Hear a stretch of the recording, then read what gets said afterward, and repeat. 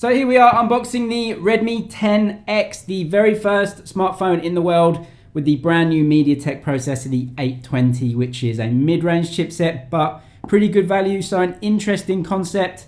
Let's see what the Redmi 10X has in the box. Typical Redmi and Xiaomi unboxing. Redmi 10X. The Pro version is coming, not available yet though. That just adds some extra camera hardware and a couple of other things, but you get the jelly case in the box. 22.5 watt charging, a pretty good spec for this price range. 4,520 milliamp hour battery as well, so definitely on the larger side. We really don't know much about this MediaTek chipset, the 820, so we really don't know what battery life is going to be like. But you would expect that Xiaomi have tested this and know what size battery to put in the phone. I have this really good looking blue option. It's got a shiny back, a red power button. The volume buttons are just to the top of the power button as well. A shiny back, but actually not too shiny, if that makes sense. And the bezels are really nice. They're a matte finish, so they have a bit of grip to them. And they remind me definitely of the Redmi K30 series with those matte edges. So very similar to that. You get USB-C at the bottom and a headphone jack at the bottom. On the top, you do get an infrared blaster as well. It's a 6.57 inch display. So Xiaomi said that they actually are using the same display on this phone as they're using in the Xiaomi Mi 10 Lite Zoom. That is another phone that's been released in China for now. It may be coming outside China under a different brand name. But anyway, it's a good screen. I have used it before. OLED, very good, 60 Hz refresh rate. Redmi and Xiaomi are wanting to put more and more OLED displays in their cheaper phones. So you're going to be getting OLED over the high refresh rates, but I guess wait another 6 months or so and you'll maybe get both. It feels quite light, the phone, very light and thin considering. It's got a pretty big battery in here, but overall it does feel like a light and slim and thin phone.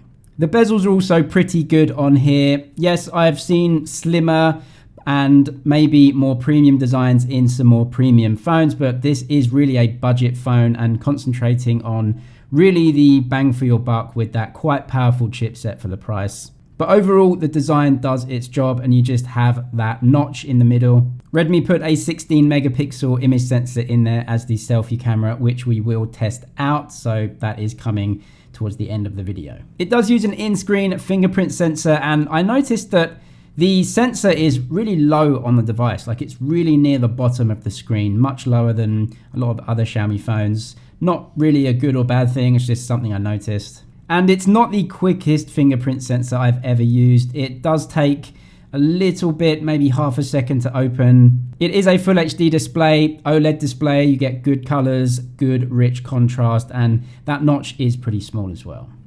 And when it comes to the cameras, you get 3 cameras and you can see the flash that makes up the other part of the camera bump there. 48 megapixel main sensor, 8 megapixel ultra wide, and a 2 megapixel depth sensor. So we should expect those portrait shots to be very good. Yep, we're going to test that out right now.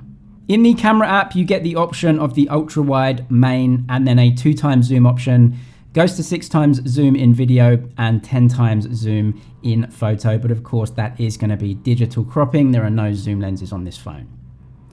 Really good dynamic range in this shot. That background is really, really bright and the foreground is quite dark. So I think the colors are pretty good. MediaTek chipsets maybe don't have the best reputation for imaging and video compared to Snapdragons, but to be honest, from what I can see in this camera, it's actually doing a pretty good job.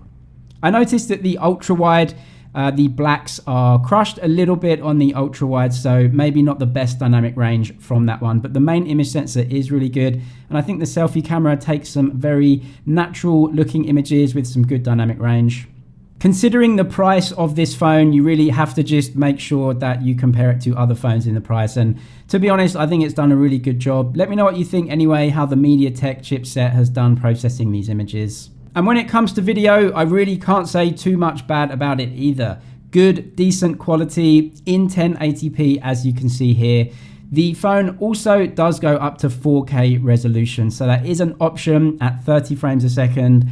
but it does lose stabilization at 4K, as you can see here. So I wouldn't be using 4K because stabilization is just going to take away from the look and feel of the video. I would switch to 1080. As you can see here, I'm running and the stabilization is pretty good even when I'm running. And when I'm walking, it looks really stable. So for sure, just use 1080p. It looks much better.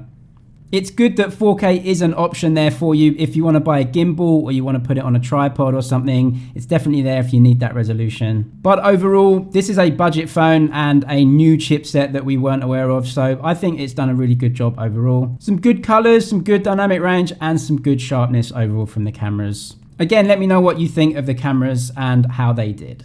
So really, when it comes to gaming, this chipset is a big bang for your buck champion. It's a powerful chipset.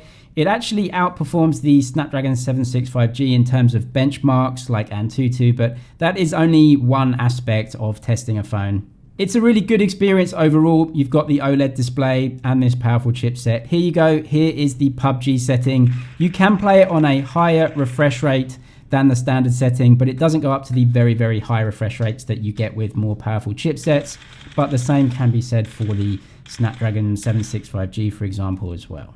There are no high refresh rates with the screen, and there are no really high refresh rate options anyway with this chipset, but the screen doesn't have it, so a bit pointless if it would support it. Again, this is a budget phone and a budget chipset, so you don't really expect it to be going at those very high levels like those more expensive phones. But a decent package overall. Let me know what you think of the Redmi 10X, the cameras, the chipset, and the look and feel of the phone. Let me know in the comments. Is this a phone that interests you over the other phones in the Redmi range?